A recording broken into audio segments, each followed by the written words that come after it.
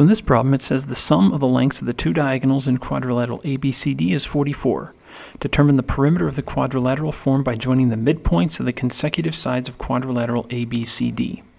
So we start with ABCD. Now, these two lengths, BD and AC, add up to 44.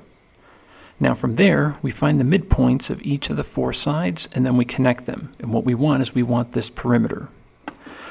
Now, to focus in, let's consider triangle AEF and ABD.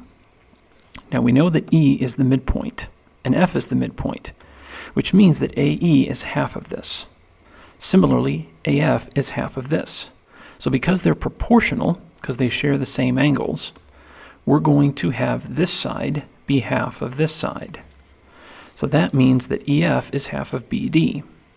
Well, you can say the exact same thing over here. In CGH, this is half of this is half of this side, so this side is half of this side. And we can do the same thing with the other two sides. This is part of this triangle, and it's going to be half of AC. This is part of this triangle, and it's going to be half of AC. So, if we add these four up, we get the perimeter of this triangle.